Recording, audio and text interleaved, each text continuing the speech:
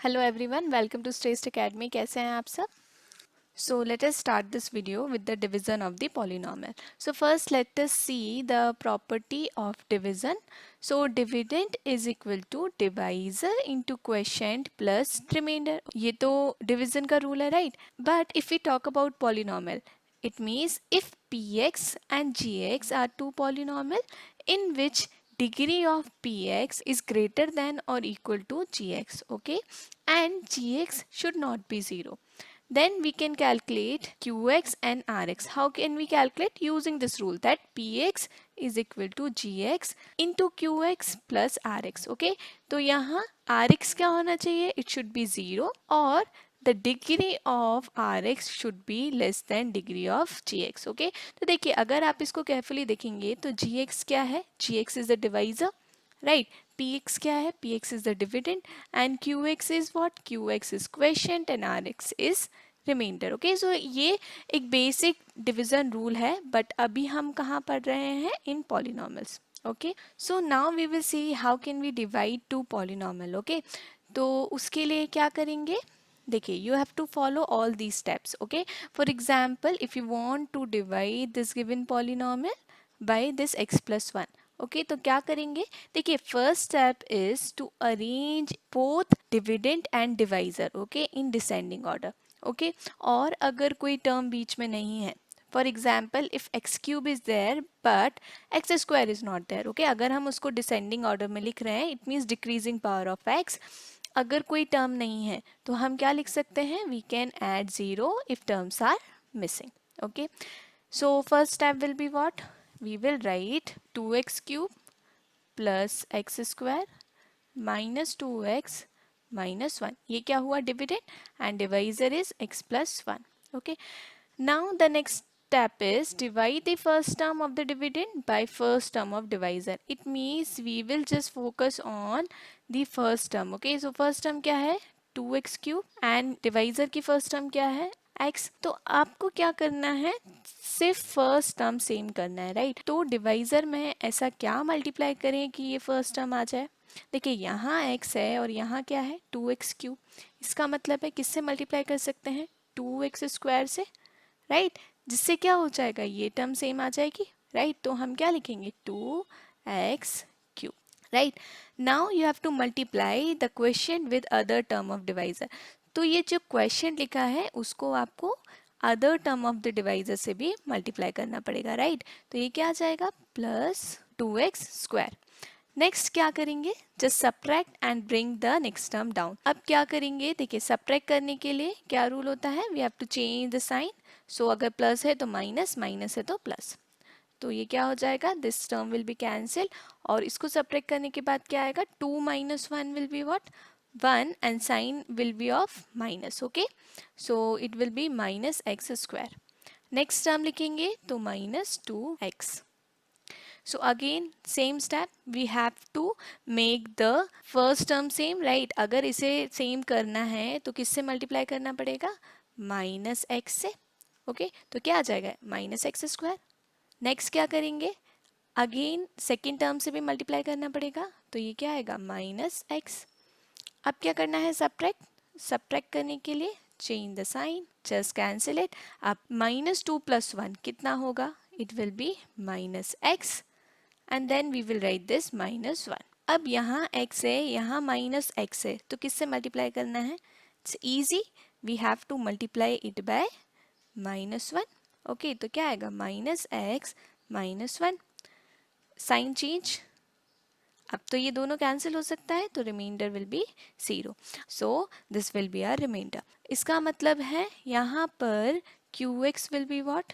qx will be 2x square minus x minus 1।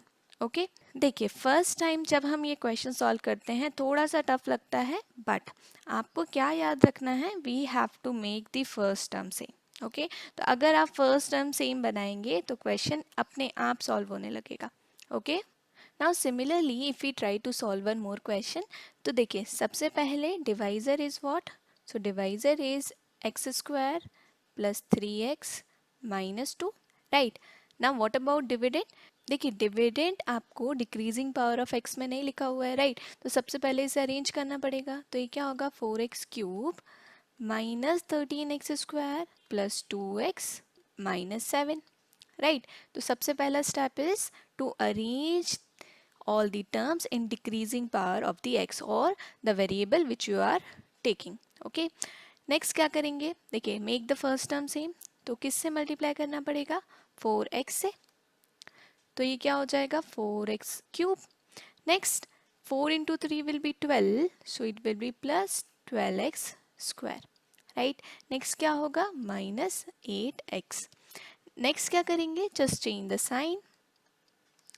अब ये जो फर्स्ट टर्म है वो तो कैंसिल हो जाएगी। नेक्स्ट ये क्या आएगा, माइनस 25x²। अब ये क्या हो जाएगा, plus plus plus, so it will B plus 10x minus 7। अब क्या करेंगे, देखिए किससे मल्टीप्लाई करना है हमें डिवाइजर को, जिससे क्या आ जाए -25x²। सो वेरिएबल तो सेम है, अब करना किससे मल्टीप्लाई है, ओनली -25 से, राइट? तो वी विल राइट -25, ये क्या हो जाएगा -25x²। नेक्स्ट क्या हो जाएगा 25 into 3 that is -75x, and ये क्या हो जाएगा +50।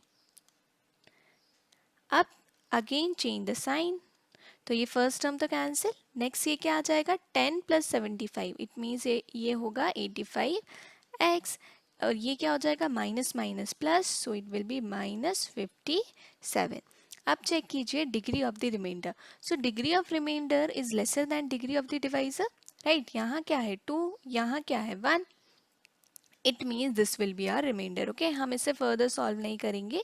We can write Rx is equal to 85x minus 57 and Qx is equal to, that is quotient, 4x minus 25, right? So इस तरह से हम डिवाइड करेंगे। Only thing which you have to remember is just make the first term same. Okay, आपको ऐसा number choose करना है जिससे we will try to make the first term same, right? So now let us move to the remainder theorem. Okay, so this is very important topic for this chapter.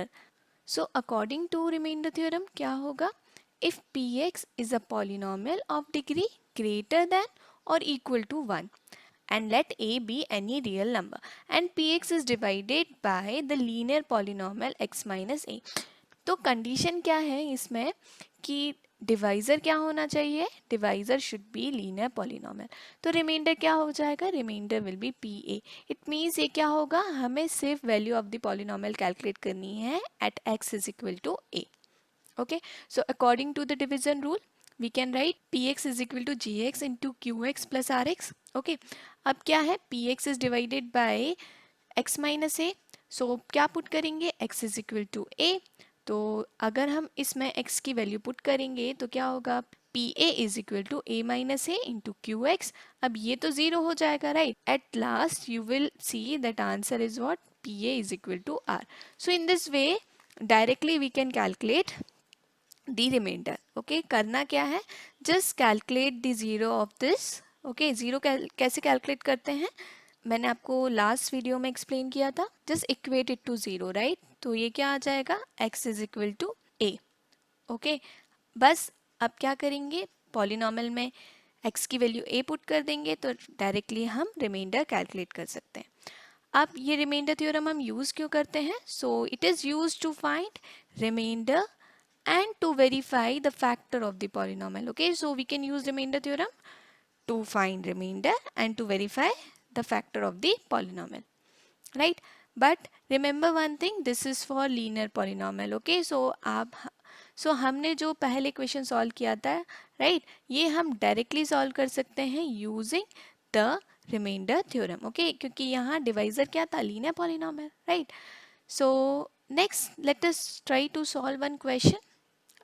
तो करना क्या है इस question में, find the remainder when this polynomial is divided by x plus 1, right? तो सबसे पहले we will calculate the zero of this given divisor. So x plus 1 is equal to 0, it means x is equal to, अब क्या करेंगे, just put the value okay, तो क्या होगा, p minus 1 will be what? It will be the remainder, right? तो ये क्या होगा, -1 cube plus 3 into -1 square plus 3 into -1 plus 1, right? अब देखिए पावर इज ऑड, सो ये क्या हो जाएगा, निगेटिव टर्म ही आएगा. नेक्स्ट पावर इज इवन, तो ये क्या होगा, पॉजिटिव, इट मीन्स 3. नेक्स्ट ये क्या होगा, -3 प्लस 1, राइट? ये cancel, so answer will be what, answer will be 0. अब ये क्या है, this is the remainder. Okay, so in this way we can directly calculate the remainder without actual performing division. Clear? So next we have one more question. तो अब इसमें क्या दिया हुआ है, check whether 7 plus 3x is a factor of 3x cube plus 7x. अब इसमें क्या करेंगे, again we will find the zero of the given divisor. तो डिवाइजर क्या है, 7 plus 3x. तो जीरोस कैलकुलेट करने के लिए क्या होगा, 7 plus 3x is equal to 0, right? तो ये क्या हो जाएगा, x is equal to -7/3. okay, just transpose this 7 to right hand side and this 3 to right hand side. तो क्या हो जाएगा, -7/3. अब पॉलिनॉमियल क्या दिया हुआ है, polynomial is px is equal to 3x cube plus 7x, right? तो बस वैल्यू पुट करेंगे, तो -7/3 is equal to, so value put किया तो 3 इंटू -7/3 क्यूब प्लस 7 इंटू -7/3. अब इसे सॉल्व करेंगे तो क्या आ जाएगा, देखिए ये क्या होगा, 3 into 7 cube is what, 7 cube will be 343. Okay, और 3 क्यूब विल बी 27 प्लस -49/3. अब ये 3 और 27 कैंसिल हो सकता है, सो इट विल बी 9. तो इसको क्या लिख सकते हैं, -343/9 -49/3. तो अगर एलसीएम लेके सॉल्व करेंगे, क्या आएगा एलसीएम, एलसीएम विल बी 9. तो ये होगा -343 -147 इज इक्वल टू, जब ऐड करेंगे क्या हो जाएगा, -490/9. अब देखिए क्या ये रिमाइंडर 0 आ रहा है, नो, राइट? तो अगर रिमाइंडर 0 नहीं आ रहा तो इसका मतलब ये क्या होगा, this is not the factor. It means 7 plus 3x is not the factor. तो हम क्या चेक कर रहे हैं, that px should be 0. Okay, तो if px is 0 it means the given divisor is the factor, और अगर 0 नहीं आ रहा है it means it is not the factor. So according to this we can write one more theorem which is factor theorem. तो factor theorem में क्या होगा, देखिए if p y is a polynomial with degree n greater than or equal to 1 and a is a real number, then y minus a is a factor of py if pa is equal to 0, or we can say that pa is equal to 0 if y minus a is a factor of py. Okay, तो same इस question में हमने ये check किया था कि ये 0 नहीं आ रहा था, राइट? तो अगर 0 नहीं आ रहा था it means this is not a factor. Okay, तो इसका आंसर क्या आएगा, no. If we take some more question, for example if we want to check if gx is the factor of px using factor theorem. देखिए करना same है, हमें क्या calculate करना है, remainder. So if remainder is 0, that is if pa is 0 it will be factor. अगर pa 0 नहीं है तो it will not be a factor. बस थ्योरम का नाम चेंज कर दिया है, बाकी आपको स्टेप्स सेम फॉलो करनी है, right? You have to calculate pa. तो क्या आएगा, again we will find the zero of this, so it will be x is equal to 3. It means we need to calculate the value of p3, right? अगर p3 0 आ जाएगा it means it's a factor, नहीं आएगा तो ये factor नहीं है, simple. So 3 cube minus 4 into 3 square plus 3 plus 6, right? तो ये क्या आएगा, 3 cube 27, 3 square 9 and 9 into 4 will be 36. Next क्या है, +3 + 6, राइट? अब देखिए अगर ये पॉजिटिव टर्म्स को देखेंगे, 27 + 3 + 6 क्या हो रहा है, 36, राइट. सो हम क्या लिख सकते हैं ऐसे, 36 minus 36 is equal to 0, right. So P3 क्या आ रहा है, P3 is equal to 0. It means yes, x minus 3 is a factor. Clear.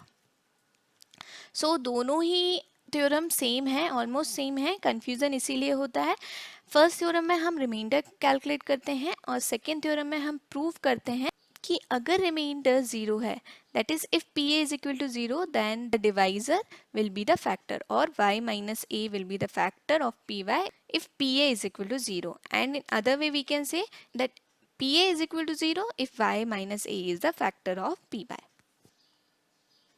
So next question में क्या दिया हुआ है, find the value of k if x minus 1 is a factor of px in each of the following cases.